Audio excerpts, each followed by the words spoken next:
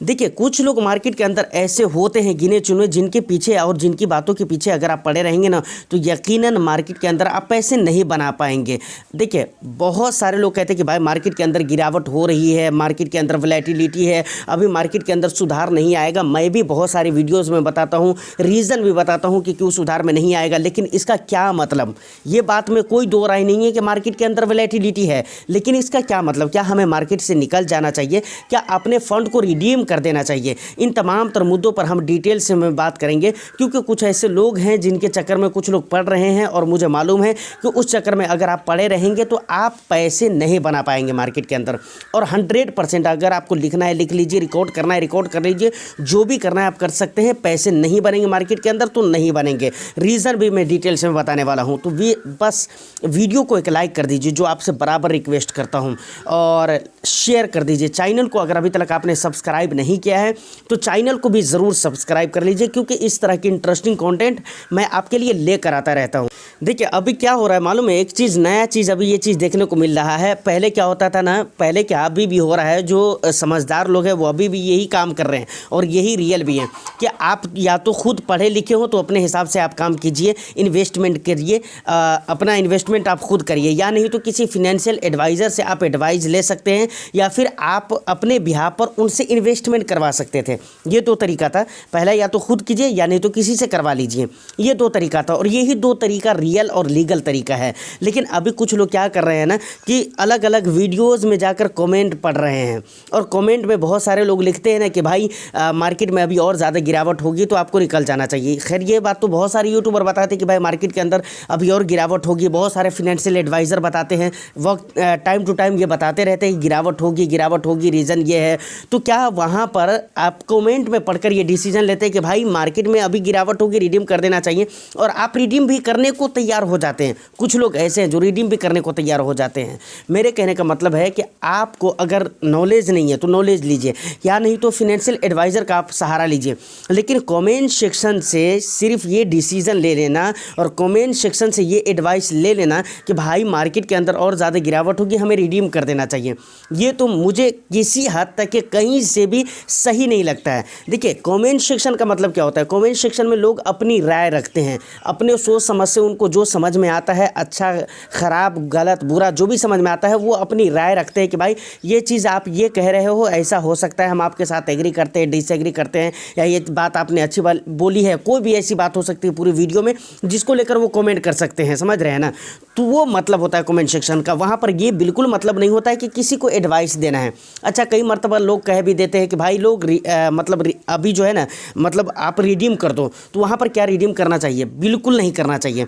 देखिए, कल के डेट में बी फिनेंसर के एक बहुत अच्छे फैमिली मेम्बर्स हैं जो लगातार बी फिनेंसर के साथ बने हुए हैं, राजेश जी। उन्होंने कल के डेट में कहा था कि सर मैं तो बराबर, वो कहते रहते, उनके कमेंट को मैं रीड करता हूँ तो बराबर उनकी यही बातें रहती कि मैं तो बहुत ही लंबे समय के लिए निवेश कर रहा हूँ, तो मेरे को उतना ज़्यादा टेंशन है नहीं। और यही चीज़ मैं सुनना चाहता हूँ, और यही चीज़ मैं इंडिया के एक एक इन्वेस्टर्स के अंदर देखना चाहता हूँ। जिस दिन ये चीज़ें आपके अंदर आ गई तो यकीन माने कि आपके पैसे बनाने से कोई नहीं रोक सकता है, क्योंकि मार्केट में अब पूरी मतलब जब से मार्केट है ना, तब से लेकर आप जिस भी टाइम ड्यूरेशन में देखना चाहते हैं, हर 7 साल के ड्यूरेशन में आप देख लीजिए, आपको पता चलेगा कि मार्केट में कभी भी लॉन्ग टर्म में नुकसान नहीं हुआ है।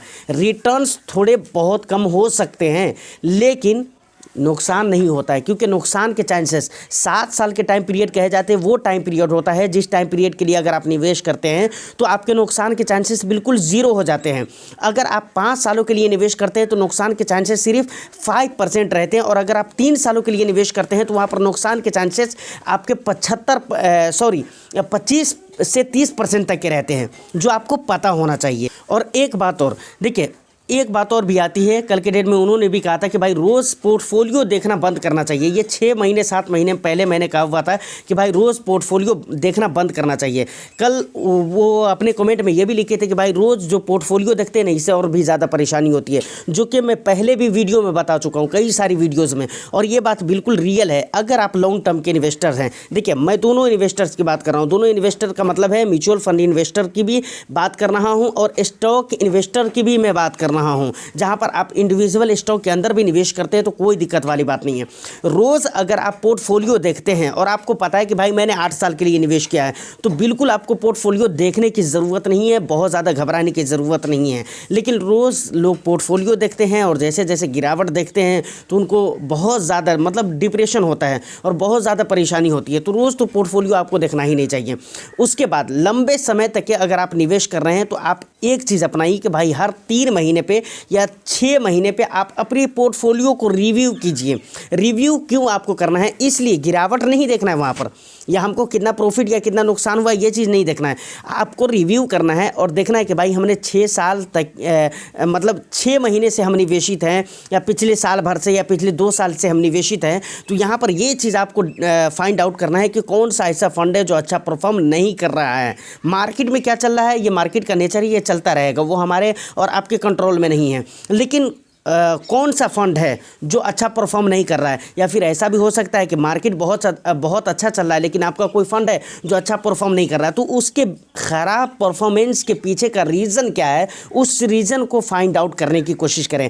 और वहाँ पर अगर आपको ये पता चलता है कि ये एक ऐसा रीज़न है जो लंबे समय तक रह सकता है, तो फिर आप उस फंड को चेंज कर सकते हैं, रिप्लेस कर सकते हैं, समझ रहे हैं। लेकिन अगर आपको ऐसा लगता है कि भाई ये टेम्प्रोरी रीज़न है या फिर ये लंबे समय से गिरावट चल रही है, ये फंड का परफॉर्म लंबे समय से ख़राब है और अब जो है ना अच्छा हो सकता है, कहीं से अगर आपको ऐसी जानकारी मिल जाती है या इसको पता लगाने में अगर आप बिल्कुल सही साबित हो जाते हैं और पता लगा लेते हैं तो बिल्कुल आप उसमें बने रह सकते हैं, या लगता है लंबे समय तक ये खराबी रहेगा तो आप उसको रिप्लेस भी कर सकते हैं। तो फाइनली यहाँ पर मेरे कहने का मतलब कुछ बातें हैं जो आपको ध्यान में रखना चाहिए कि पहली चीज़ आपको रोज़ पोर्टफोलियो नहीं देखना है।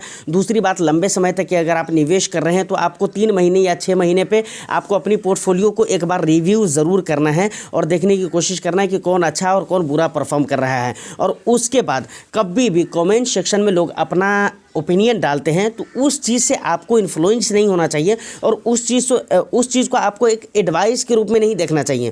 ख़ास तौर से म्यूचुअल फंड में निवेश करने और रिडीम करने के मामले को लेकर, या स्टॉक में निवेश करने या स्टॉक विड्रॉल करने के मामले में आपको कभी भी इन चीज़ों को एडवाइस नहीं समझना चाहिए। वो बंदा जो वो कमेंट कर रहे हैं वो सिर्फ अपना एक ओपिनियन दे रहे हैं, जिसको आपको बहुत ज़्यादा सीरियस लेकर नहीं चलना चाहिए। मैं आपको कह रहा हूँ तो इस चीज़ को लेकर भी बहुत ज़्यादा आपको एग्रेसिव होने की ज़रूरत नहीं है। ये मैं अपना ओपिनियन आपको बता रहा हूँ। किसी फंड के बारे में अगर मैं कहता हूँ कि भाई मैंने अपनी पोर्टफोलियो से निकाल दिया है तो इसका यह मतलब नहीं कि आपको भी निकाल देना चाहिए। हो सकता है मेरे लायक नहीं था फंड, या फिर मुझे पसंद नहीं आया, या मेरे लिए सूटेबल नहीं था, तो ऐसा नहीं कि आपके लिए भी सूटेबल नहीं होगा। जैसे कुछ दिन पहले मैंने अकाउंट के मतलब ज़्यादातर फंड मैं निकाल दिया हूँ। ज़्यादा 2-3 फंड मैं रखा था, अकाउंट का 2 फंड था, लेकिन दोनों को मैंने निकाल दिया है। अकाउंट स्मॉल कैप को मैं बाद तक के भी रखा था, लेकिन आज की डेट में भी उसके रिटर्न्स इतनी गिरावटों के बाद अच्छे हैं, लेकिन फिर भी मैंने उसको निकाल दिया। भाई मुझे अच्छा नहीं लगा, कोई रीज़न था, कोई कारण था जिसकी वजह से मैंने अपनी पोर्टफोलियो से निकाल दिया है। तो इसका ये मतलब नहीं कि आपको भी निकाल देना चाहिए। और लास्ट में एक बात और भी कहूँगा कि भाई कोई ऐसा बंदा है जो मार्केट का हवाला देकर, मार्केट को दिखाकर आपको ये कह रहा है कि भाई मार्केट में लगातार फ्लक्चुएशंस है, लगातार वोलेटिलिटी है, गिरावट हो रही है और आगे भी होने के चांसेस बहुत सारे कारण हैं, बहुत सारे रीज़न हैं कि आपको अभी निकल जाना चाहिए। तो ऐसे नेगेटिव लोगों के चक्कर में ना पड़े, बल्कि आप अपने फिनेंशियल एडवाइज़र से कांटेक्ट करिए, उनके सहारे आप निवेश करिए, उनके हिसाब से आप चलिए। समझ रहे हैं ना, किसी भी फिनेंशियल एडवाइज़र को आप पकड़ सकते हैं अगर आपको नॉलेज नहीं है तो। अगर आपको नॉलेज है तो खुद आप बने रहिए, लेकिन ऐसे नेगेटिव लोगों के चक्कर में आपको पड़ना ही नहीं है, नहीं तो यकीन माने पैसे नहीं बन पाएंगे, सिर्फ आपका नुकसान करवाएगा, नुकसान। तो फाइनली ये कुछ इंपॉर्टेंट बातें थी जो कि मैं आपको बताना चाह रहा था, और इस पॉइंट पे मुझे वीडियो बनाना है। ये मैं 4 रोज़ से सोच रहा था, 4 रोज़ से, कि आज मुझे इस वीडियो को पब्लिश करना है, कल पब्लिश कर देना है, लेकिन हो नहीं पा रहा था। तो ये बात मुझे बहुत ज़रूरी लगा कि आप तक ज़रूर पहुँचानी चाहिए। बस वीडियो को एक लाइक कर दीजिए, शेयर कर दीजिए, चैनल को सब्सक्राइब नहीं किया तो चैनल को भी ज़रूर सब्सक्राइब कर लीजिए, और आपका पर्सनल जो भी फीडबैक हो आप मुझे कमेंट सेक्शन में बताइएगा ज़रूर कि आप इन तमाम तर मुद्दों पर कैसे सोचते हैं, क्या सोचते हैं। All the best, thank you for watching.